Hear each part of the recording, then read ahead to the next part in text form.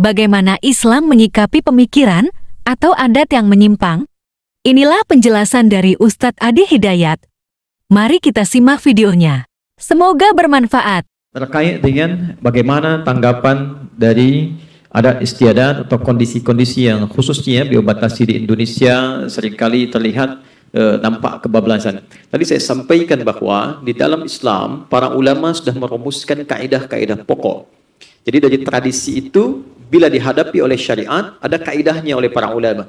Ya, nanti ada yang dinamakan dengan qawaid fiqhiyah, kaidah-kaidah fikih yang tidak bisa bertentangan dengan itu. Jadi kalau bertentangan ditepikan, diikutkan adat istiadat kepada syariat. Kalau tidak bertentangan sama sekali, maka silahkan berjalan, tidak ada masalah di situ. Maka orang-orang Sumatera Barat misalnya memiliki satu filsafah dalam mereka, adat bersanding syarak, syarak bersanding kitabullah. Adatnya diikutkan kepada tuntunan syariat. Saya ambil contoh misalnya. Ada sekarang pemikiran orang liberal yang muncul di Indonesia menyampaikan bahwa bacaan Al-Quran itu bisa dibaca dengan langgam-langgam musik misalnya. Ya, tadi kita sudah ambil teori dalam musik. Musik adalah suara yang melahirkan irama. Suara yang melahirkan irama. Selain Al-Quran dan Adhan.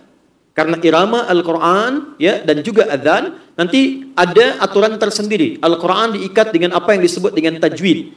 Maka kalau seseorang membaca Al-Quran dengan tajwid, dia akan memunculkan irama sendiri sesuai dengan makharijul huruf yang dia miliki, yang terkandung dalam dirinya.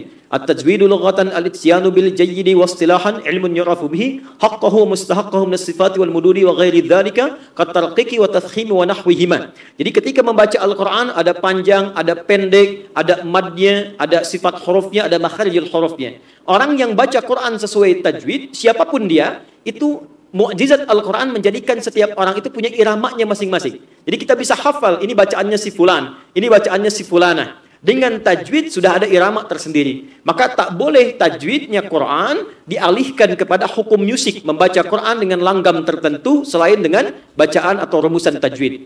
Contoh, tadi saya katakan dalam ilmu syair, ya di arud itu ada rumusan madid. Seperti misalnya yang kita ketahui tala'al badru alaina bin thaniyatil wada'. Sepanjang penelusuran sejarah, orang-orang Arab sekalipun sudah punya 16 irama musik, tidak pernah baca Quran dengan menggunakan 16 irama itu.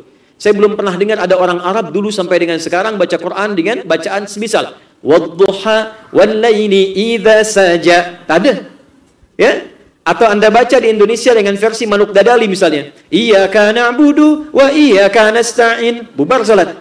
Ya? Jadi jangan paksakan langgam Jawa, langgam Sunda, langgam-langgam yang lain untuk melakukan pendekatan terhadap bacaan Quran dan ini bertentangan. Jadi kaidahnya al-'adah muhakkamah. Memang adat itu ada hukum khususnya. Tapi bila bertentangan dengan syariat dia tertolak. Bila tidak bertentangan dengan syariat maka disesuaikan dengan keperluan syariat. Silahkan dipraktikkan dalam kehidupan. Itu saja batasannya Pak. Termasuk juga dengan yang di sini. Ada tradisi-tradisi, lihat bingkainya. Pelajari hukumnya. Nanti kalau minority ada fiqhul aqaliyat. Kalau nanti prioritas ada fikih aulawiyat. Kalau perbandingan ada fikih nanti tawazun, muqarin, muwazanah.